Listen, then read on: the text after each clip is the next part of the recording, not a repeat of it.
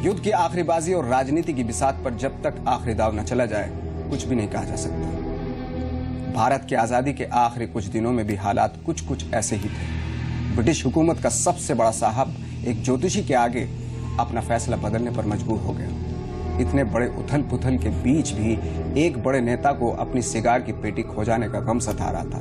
14 अगस्त की रात 12 बजे जब पूरा देश आजादी के जश्न में डूबा हुआ था, उस वक्त पूरे देश को जगाने वाला महात्मा चुपचाप कलकत्ता चला गया था। आजादी की उस रात से 60 दिन पहले तक पर्दे के पीछे क्या क्या खेल हुए, कौन कौन थे इसमें अहम खिलाड़ी, इस राज से आज पर्दा उठेगा। मैं नवाजुद्दीन सिद्दीकी आज आपको वो कहानियां सुनाऊंगा जो आपने किसी किताब में नहीं पढ़ी होगी, न किसी फिल्म में देखी होगी। सन 47 के जून का वो महीना कुछ अलग ही था। वैसे तो दिल्ली हर जून में तपती है, लेकिन राजनीतिक माहौल की गर्मी इसे और गर्म कर रही थी। मजहब के नाम पर पंजाब और बंगाल में लगी आग की तपिश भी दिल्ली झेल रही थी।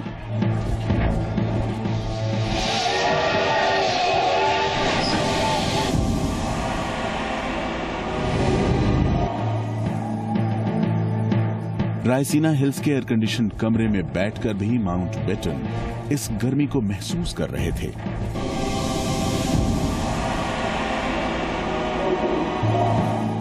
जून की एक ऐसी ही सुबह जब माउंटबेटन ने देश के बंटवारे को लेकर एक मीटिंग बुलाई, तो उसमें भी गर्मी के उस माहौल का असर साफ दिखा। सरदार पटेल और जिन्ना के बीच गर्मागर्म बहस हुई।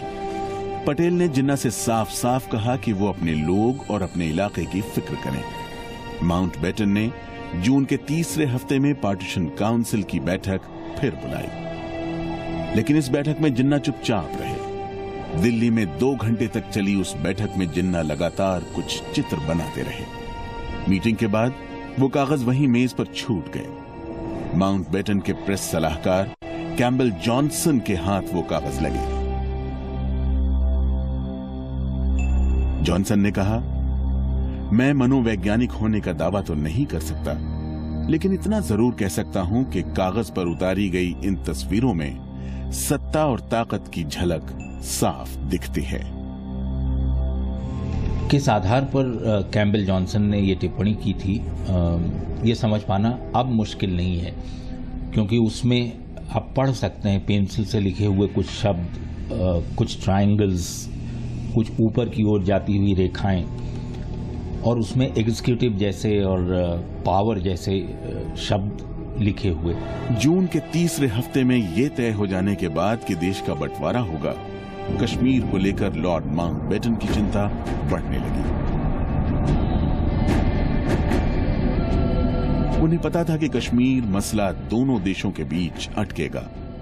आनन फानन में माउंटबेटन कश्मीर के लिए रवाना हो गए। कश्मीर के महाराजा हरि सिंह से उनकी मुलाकात की तारीख भी तय हो गई, लेकिन ठीक मुलाकात के दिन हरि सिंह ने कहा कि उनकी तबीयत ठीक नहीं है, इसलिए वो नहीं मिल पाएंगे। इधर गांधी और नेहरू भी कश्मीर जाने के लिए बेताब हो रहे थे। माउंटबेटन ने श्रीनगर में कर्नल वेब को लिखा, नेहरू आजकल काफी थके दिख रहे हैं, उनकी रात की नींद भी पूरी नहीं हो रही है, वो चिड़चिड़े हो गए हैं। ऐसे हालात में उनका श्रीनगर जाना ठीक नहीं है, लेकिन साथ ही साथ गांधी का श्रीनगर दौरा ज्यादा दिन तक रोकना ठीक नहीं होगा। कि माउंटबेटन ने अपने डिसीजन लिए, नेहरू ने अपने डिसीजन लिए, सिर्फ इस सवाल के सिवाय कि नवाब और महाराजा लोगों को परसुएड करना कि आपका भविष्य भारत के साथ है, यह काम नेहरू और पटेल ने माउंटबेटन को सौंपा और माउंटबेटन ने यह काम उनके लिए किया। कश्मीर को लेकर राजनीतिक ड्रामा चल रहा था और इसी उठापटक के बीच जिन्ना को अपने खत्म हो रहे सिगार के स्टॉक की फिक्र सता रही थी। जिन्ना ने 28 जून को देहरादून में किसी यूनुस को लिखा कि मेरे सिगार की पेटी खो गई है और वो इसके बारे में पता लगाएं। माउंटबेटन ने तो ऑलमोस्ट ये एक्सेप्ट कर लिया था, मान लिया था कि जिन्ना का दिमाग समझ पाना सबसे टेढ़ा काम है, क्योंकि he is a very very quote unquote cold person. Hindustan के आजाद होने से करीब 2 महीने पहले का वक्त था। दिल्ली में बंटवारे को लेकर सियासत गर्म हो रही थी। कई दौर की बातचीत के बाद भी अंग्रेजी हुकूमत किसी ठोस नतीजे पर नहीं पहुंच पाई थी, जबकि लंदन में कुछ चीजों पर आखिरी फैसला हो चुका था। इसमें सबसे बड़ी बात यह थी कि आजाद भारत के 2 टुकड़े करना और बंटवारे की लकीर कौन शख्स खींचेगा, ब्रिटिश सरकार ने तय कर लिया था।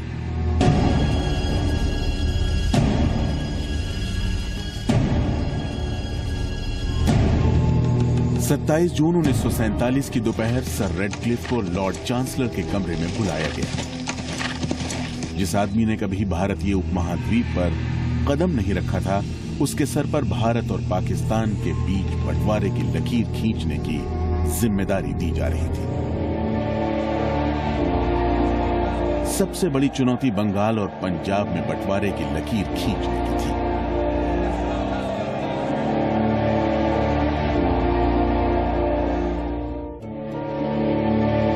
एक घंटे बाद जब रेडक्लिफ के सामने भारत का नक्शा खोला गया तो वो हैरान रह गए।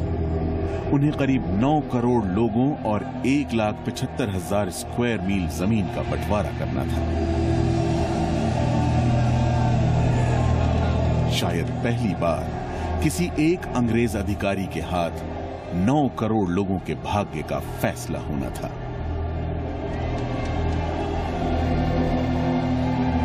पहले तो ये ब्रिटिश सरकार ने ये सोचा कि हम जून 48 में जाएंगे, लेकिन जून 48 का जो दिन था उसे आगे लाए माउंटबेटन अगस्त 1947। स्वतंत्र और विभाजन का जो सवाल था, इसको आगे लाना, ये सिर्फ इसकी जिम्मेदारी सिर्फ माउंटबेटन की थी। रेडक्लिफ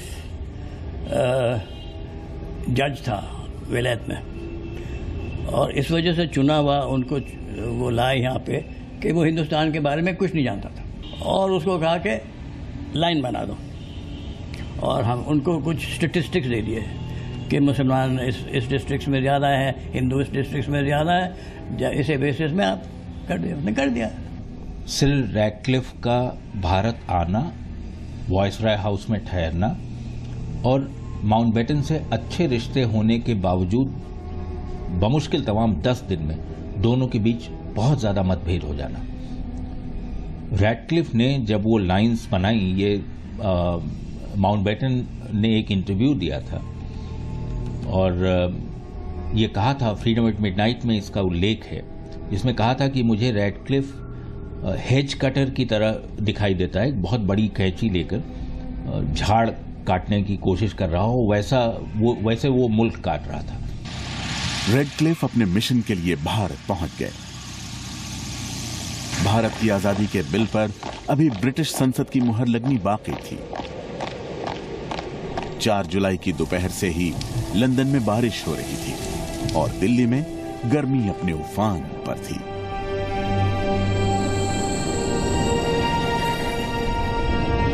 रात 8:30 बजे हाउस ऑफ कॉमन्स के सदस्यों के सामने 2 सेकंड के अंदर इंडियन इंडिपेंडेंस बिल रख दिया गया।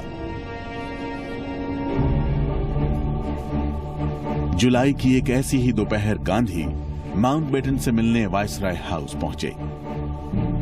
गांधी ने कांग्रेस की तरफ से माउंटबेटन को देश के पहले गवर्नर जनरल बनने का न्योता दे डाला।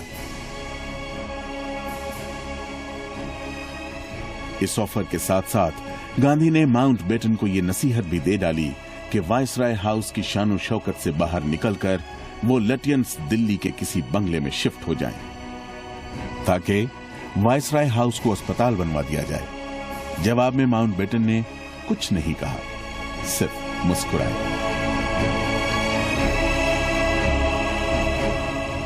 रेडक्लिफ ने अभी बंटवारे की लकीर खींची भी नहीं थी, सिर्फ आशंका पर ही देश में दंगे भड़कने शुरू हो गए थे। शुरुआत कलकत्ता से हुई।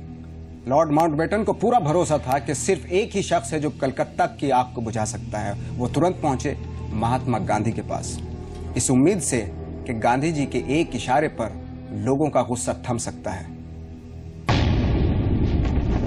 माउंटबेटन ने गांधी जी से कहा कि पंजाब की स्थिति को संभालने के लिए मैंने 55,000 की फोर्स का बंदोबस्त कर लिया है।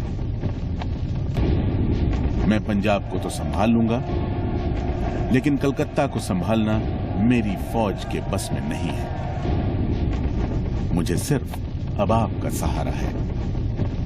एक बड़ी फौज दंगे रोकने के लिए तैनात की गई थी, क्योंकि लोगों को मालूम था कि बहुत बड़ी संख्या में विस्थापित होंगे लोग, पाकिस्तान से भी और भारत से भी, और कुछ भी गड़बड़ हो सकती, और हुई। उन दंगों को रोकने के लिए जो 60,000 सैनिक वहां तैनात थे, कुछ बहुत अधिक नहीं कर पाए। बंटवारा ईस्ट में भी हुआ, लेकिन यहां 60,000 की फौज थी और वहां एक गांधी। पश्चिम में दंगे हुए, पूर्व में नहीं।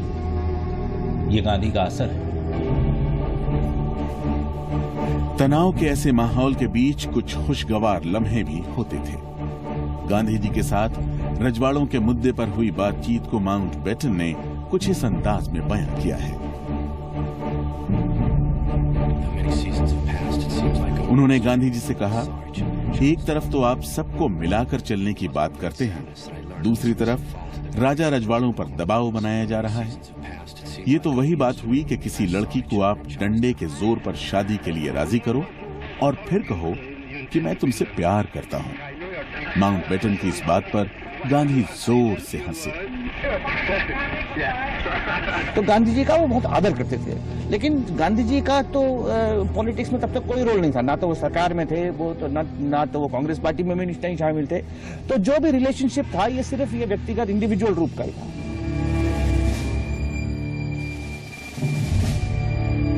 इधर राजा रजवाड़ों के लिए भी वक्त तेजी से बीत रहा था। 10 जुलाई को ब्रिटिश प्रधानमंत्री ने उनसे कहा कि उनके पास वक्त बहुत कम है और वो जल्दी से फैसला करें कि उन्हें किधर जाना है।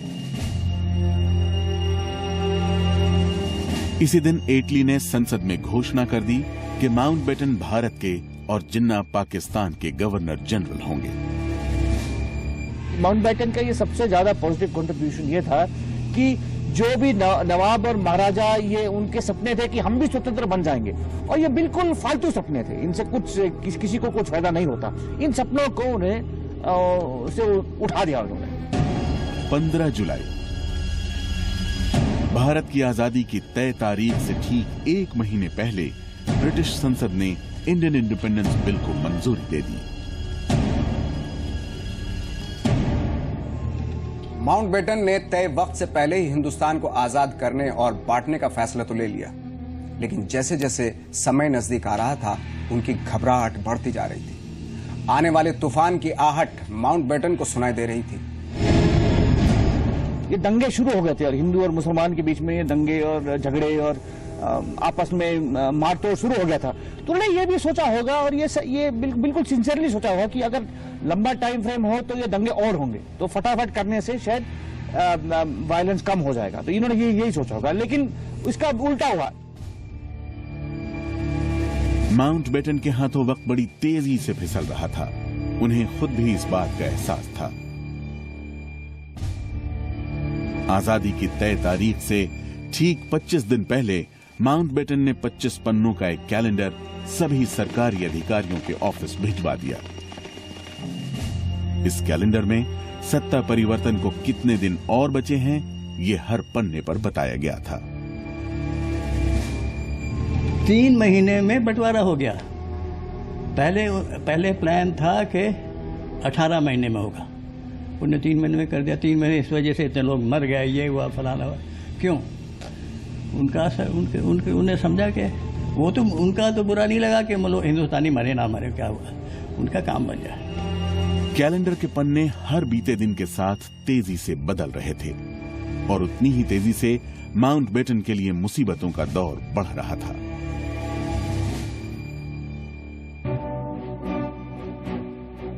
ब्रिटिश हुकूमत उन चिन्हों और प्रतीकों को समेटने में लगी थी जिनमें उसके राजशाही ठाट बाट की झलक दिखती थी।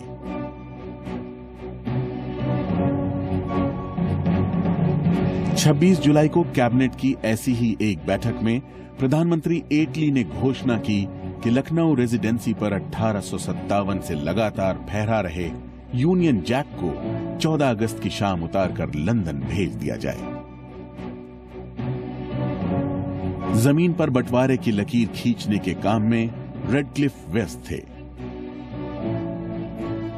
2 नौकरशाह चौधरी मोहम्मद अली और H.M. पटेल को प्रॉपर्टी बंटवारे की जिम्मेदारी सौंपी गई। ये काम आसान नहीं था। नौबत यहां तक आ गई कि दोनों को सरदार पटेल के बेडरूम में बंद कर दिया गया कि यहां बैठकर वो किसी नतीजे पर पहुंचे। आखिरकार तय हुआ कि पूरे हिंदुस्तान में अब सरकारी दफ्तरों की जो जायदाद है वो 80% भारत के हक में और 20% पाकिस्तान के हक में छोड़ दी जाएगी।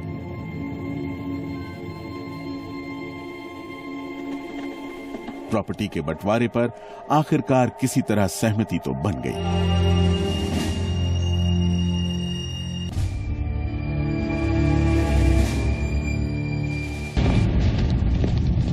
लेकिन पूरा मामला एक बग्गी को लेकर अटक गया। सोने और चांदी से बनी इस बग्गी को तोड़कर बंटवारा तो नहीं किया जा सकता था।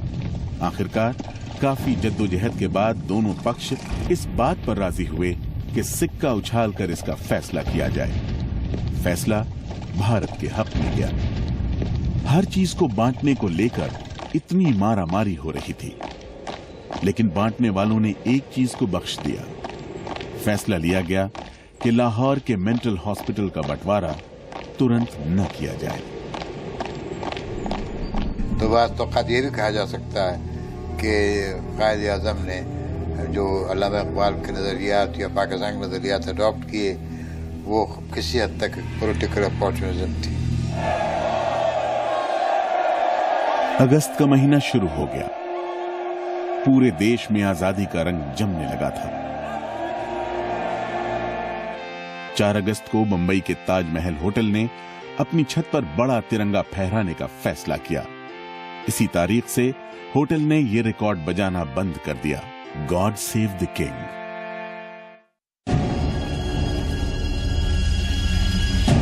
सात अगस्त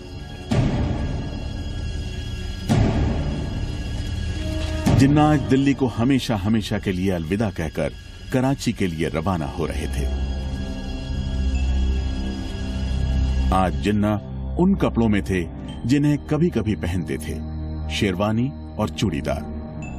उस दिन जिन्ना कुछ दूसरे मिजाज में दिख रहे थे। उन्होंने 10 औरंगजेब रोड के अपने घर की अलमारी से जरूरी कागजात निकाले और दोपहर 12:25 पर पालम एयरपोर्ट के लिए निकल पड़े। माउंटबेटन ने जाते जाते जिन्ना को 2 गिफ्ट दिए, अपना एडीसी एहसान अली और रॉल्स रॉयस कार। वायसराय ने जिन्ना को कराची भेजने के लिए अपना स्पेशल DC-3 एयरक्राफ्ट भी दिया। विमान की आखिरी सीढ़ी पर जिन्ना ने दिल्ली को निहारा, आसमान की तरफ देखा और अपने एडीसी सैयद एहसान अली को धीरे से कहा, शायद ये आखिरी बार है जब मैं दिल्ली की तरफ देख रहा हूं। जब ये एयरपोर्ट पहुंचे तो बहुत कम लोग इनको विदा करने के लिए गए थे, बहुत ही सीमित संख्या में लोग थे। लेकिन जब ये मौरीपुर एयरपोर्ट पहुंचे कराची, तो लगभग पूरा एयरपोर्ट लोगों से भरा हुआ था। उसके बाहर का हिस्सा स्टेडियम में खचाखच लोग भरे हुए थे। हवाई जहाज के अंदर जिन्ना चुपचाप बैठे रहे और एक एक करके अखबारों के पन्ने पलटते रहे। उस पूरी फ्लाइट में जिन्ना ने एक शब्द भी नहीं कहा। जिन्ना कराची के लिए निकले, उधर गांधी माउंटबेटन को दिए अपने वादे को निभाने के लिए कलकत्ता निकल पड़े। ये बहुत सिग्निफिकेंट वाक्य है कि जिन्ना बहुत ही स्ट्रांग हेडेड थे। उनको ये मालूम था कि उनको क्या चाहिए, उसको किसी भी तरह हासिल करना उनको आता था। लेकिन एक एलिमेंट ऑफ डाउट जिन्ना के दिमाग में भी था। मेरा अपना ये ख्याल है कि कायद-ए-आज़म आखिर वक्त तक ये भी चाहते थे कि किसी तरह से मुसलमानों के मफादात का तहफ़्फ़ुज़ मुत्तहिदा हिंदुस्तान में ही हो जाए। कराची पहुंचने पर जब जिन्ना गवर्नर जनरल के तौर पर मिले, अपने नए नए वाले घर गवर्नमेंट हाउस की सीढ़ियों पर चढ़ रहे थे, तो उन्होंने अपने एडीसी सैयद एहसान अली से मुस्कुराते हुए कहा, मैंने कभी नहीं सोचा था कि मैं जीते जी पाकिस्तान देख पाऊंगा। जिन्ना खुश थे और गांधी सत्ता की चकाचौंध से दूर कलकत्ता के सोधपुर आश्रम में चिंता में डूबे हुए थे।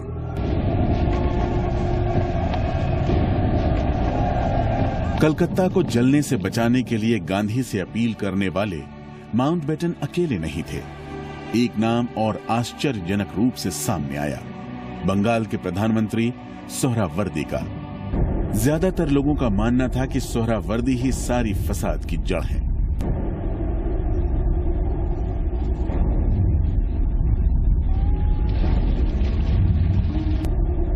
सोहरावर्दी गांधी को मनाने लगे। गांधी को अगले ही दिन नोआखली जाना था।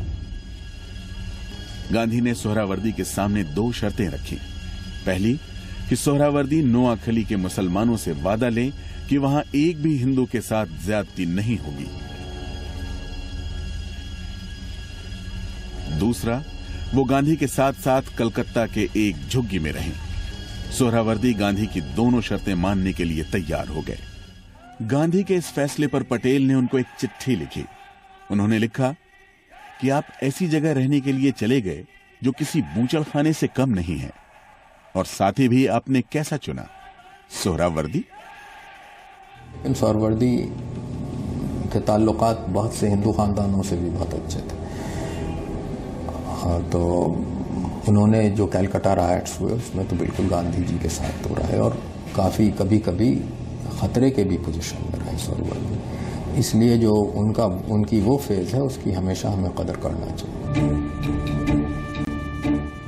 नई दिल्ली के एक बंगले में रेड क्लिफ बंटवारे का ढांचा तैयार करने में जुटे हुए थे। उन्हें जो डेडलाइन दी गई थी उसमें सिर्फ 72 घंटे का वक्त बचा था, यानी कुल मिलाकर सिर्फ 3 दिन। अंग्रेज सरकार ने बड़ा जश्न मनाने की तैयारी की थी। जाने वो जश्न था या कि ब्रिटिश हुकूमत शोर शराबे में बंटवारे की चीखों को दबा देना चाहती थी। माउंटबेटन नहीं चाहते थे कि किसी भी सूरत में बंटवारे का प्लान दोनों देश के स्वतंत्रता समारोह से पहले बाहर आए।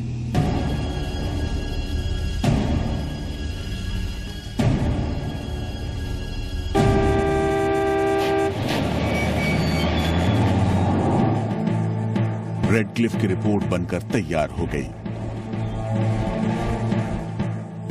13 अगस्त की सुबह उनके सहयोगी एक आईसीएस अधिकारी ने उसे भूरे रंग के 2 लिफाफों में वायसराय हाउस पहुंचा दिया।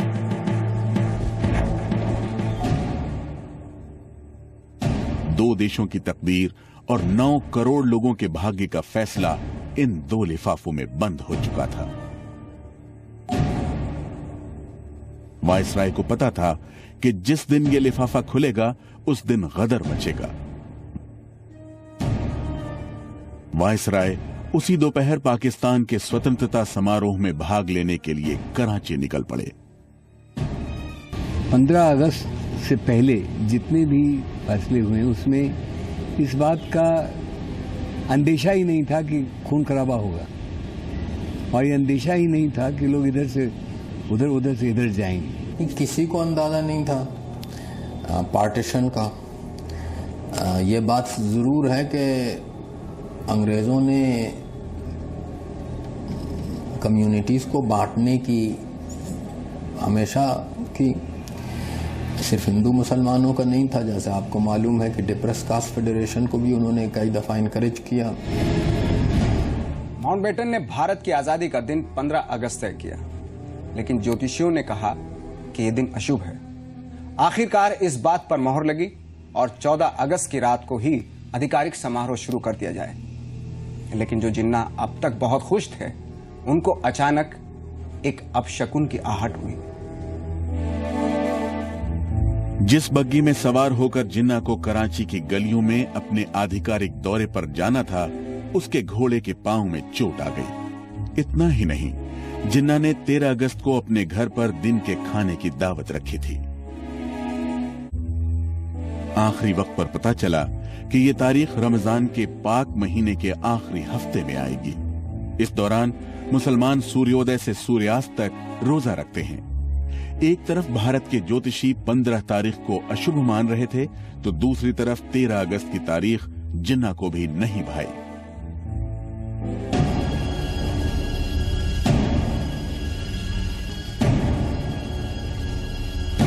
देश को आजाद होने में अब मात्र 36 घंटे बचे थे। महात्मा गांधी सौदपुर के अपने आश्रम से निकल पड़े, इस उम्मीद के साथ कि कलकत्ता को वो जलने से बचा लेंगे। माउंटबेटन समेत पूरे देश को उनसे इसी चमत्कार की उम्मीद थी। उनकी मंजिल थी सौदपुर आश्रम से 10 मील दूर हैदरी हाउस। आज 10 मील का वो सफर गांधी को कभी न खत्म होने वाला लग रहा था। हैदरी हाउस एक अमीर मुसलमान सेठ का घर था, जिसे उसने कीड़े मकोड़ों के भरोसे छोड़ दिया था। इस खंडहर जैसी हवेली में गांधी के साथी भी अजीब थे, सोहरावर्दी। सोहरावर्दी को देखते ही वहां के हिंदुओं ने उस घर पर पत्थर बरसाने शुरू कर दिए। अंदर कमरे में गांधी बेपरवाह बैठे थे। अपनी जिंदगी में गांधी को पहली बार ऐसे हालात का सामना करना पड़ा। अगस्त 15 यहाँ नहीं रहे, कलकत्ते चले। क्यों कलकत्ते गए? वहाँ पे हिंदू मुस्लिम में फसाद हो रही थी, उसको कुछ वहाँ पे ठीक कुछ करवा दिया उन्हें। फिर नेहरू ने कहा तब दिल्ली ये यहीं पे हो रहा, तो बेचारे आए, पर यहाँ तो कोई सुन नहीं रहा था उनकी बातें। हैदरी हाउस से 1800 मील दूर 14 अगस्त के दिन गांधी के विरोधी जिन्ना इतिहास के सामने उस जीत का गवाह बनने जा रहे थे जिसमें गांधी हार गए। जिन्ना देश को बांटने के अपने मंसूबे में जीत गए। कराची के उस परेड मैदान में इतिहास इस पल का गवाह बनने को तैयार खड़ा था।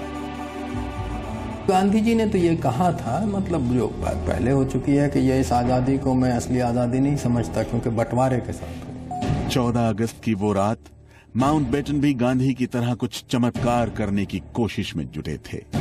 उनके दिमाग में एक ही बात चल रही थी, क्या इस देश के सबसे मजबूत इंसान होने के नाते वो आखिरी घंटों में कोई चमत्कार कर सकते हैं? सोचते सोचते उन्हें ये ख्याल आया कि अपने दोस्त पालनपुर के नवाब की पत्नी को वो हाइनेस की पदवी दे सकते हैं। माउंटबेटन ने पहले के वायसराय से इस बात की पैरवी की थी, लेकिन कोई सुनवाई नहीं हुई थी। आज वो खुद उस कुर्सी पर बैठे थे। उनके पास वक्त काफी कम था। उन्होंने वायसराय के तौर पर अपना आखिरी फैसला लिया। कागज पर जब उन्होंने दस्तखत किए तो उनके सामने घड़ी 11:58 का वक्त दिखा रही थी। 14 अगस्त की रात भी आ गई थी। हर भारतवासी को बड़ी शिद्दत से इस तारीख का इंतजार था। बंटवारे के दर्द पर अंग्रेजों की हुकूमत से आजाद होने की खुशी भारी पड़ रही थी, लेकिन कल इस आजादी की क्या कीमत चुकानी पड़ेगी, ये डर भी हर आदमी के जहन में था।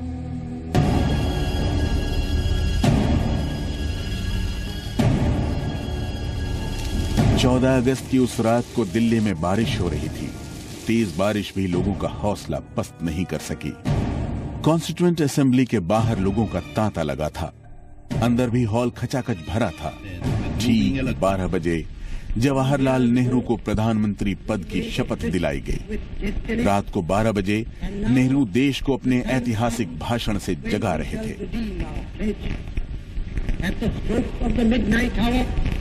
When the world sleeps, India will awake to life and freedom. It is fitting that at this solemn moment we take the pledge of dedication to the service of India and her people and to the still larger cause of humanity. वहीं आजादी के समारोह की चकाचौंध से दूर वो शख्स हैदरी हाउस में उस रात चुपचाप सोया हुआ था जिसने आजादी की लड़ाई के लिए पूरे देश को जगाया था। गांधी दूर नहीं रखे हुए थे। कांग्रेस ने गांधी को 1945 से लीडरशिप ने बहुत ही सलीके से, बहुत प्यार से और बहुत ही अदब से एक सीनियर लीडर मान के अलग कर दिया था। आपको मैं एक उदाहरण देता हूं। एक वर्किंग कमेटी थी 45 के बाद हुई, मौलाना का याद कर रहे थे, गांधी जी को सलाह के लिए बुलाया। गांधी जी ने अपनी सलाह ले दी। वहां पर सन्नाटा था। 2 मिनट के सन्नाटे के बाद मौलाना का कहते हैं, बापू जाए ना। अब बापू को वर्किंग कमेटी में बुलाया गया है, उनकी बात हो गई है, उसके बाद कुछ नहीं कह रहे। और वर्किंग कमेटी से बापू जाए ना, तो डंडा उठा करके निकल गया बाहर। शपथ ग्रहण समारोह के बाद नेहरू ने अपने 13 मंत्रियों के नाम की लिस्ट का एक लिफाफा माउंटबेटन को दिया। जब माउंटबेटन ने वो लिफाफा खोला तो उसमें एक सादा कागज था। जल्दबाजी में लिफाफे की अदला बदली हो गई थी।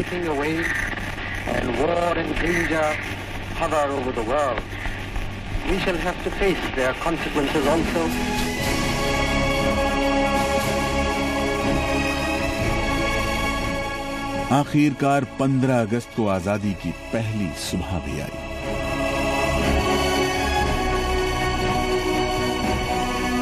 गांधी ने उपवास रखकर आजादी मनाने का फैसला किया। जब एक अंग्रेजी अखबार ने इस मौके पर संदेश देने को कहा तो उन्होंने सिर्फ इतना कहा, मेरे अंदर की ताकत कमजोर पड़ गई है। गांधी ने क्या सोचकर ये बात कही, इसके कई मायने निकलते हैं। नेहरू पटेल जब वक्त आया उनको ही उनकी बात नहीं माने हैं। उनका एक बायोग्राफर है प्यारेलाल गांधी जी का, उनका फ्रेज था दे ड्रॉप द पायलट। जो आदमी उनको ले जा रहा था उनको एक तरफ कर दिया, आपने चल पड़े। पूरा देश आजादी के जश्न में डूबा हुआ था। माउंटबेटन और उनकी पत्नी भी खुश दिख रहे थे। जिस शहर में उनका प्यार परवान चढ़ा था, उसी शहर में एक बड़े मिशन को कामयाब करने की खुशी उनके चेहरे पे साफ दिख रही थी। आजादी के जश्न में कुछ लोग ऐसे भी थे जिन्हें पता ही नहीं चला कि वो खुशी मनाएं या गम। मुंबई के पौश इलाके में एक घर की मालकिन भी इसी दुविधा में थी। उनके घर पर दोनों देशों के झंडे फहरा रहे थे। वो जिन्ना की बेटी दिना का घर था। विंस्टन चर्चिल आखिरी वक्त तक भारत को आजाद करने के पक्ष में नहीं थे।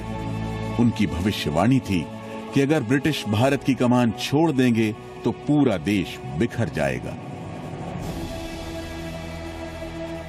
हर प्रधानमंत्री के मरने के बाद ये कयास लगाए जाते रहे कि सेना का शासन शुरू हो जाएगा।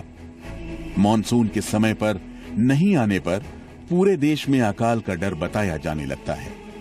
देश के किसी कोने में अगर अलगाववाद आंदोलन शुरू होता तो ये हौवा खड़ा कर दिया जाता था कि अब ये देश एक नहीं रह पाएगा।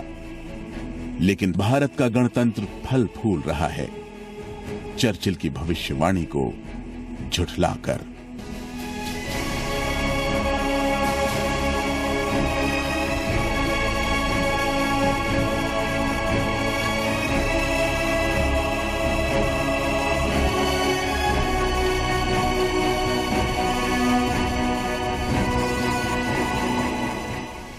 तो देखा आपने, जिस आजाद हवा में आप सांस ले रहे हैं वो आजादी हमें और आपको कैसे मिली। मैं और आप में से बहुत से लोग खुशकिस्मत हैं जिन्होंने एक आजाद हिंदुस्तान में जन्म लिया। आइए मिलकर इस आजादी का पर्व मनाएं। जय हिंद।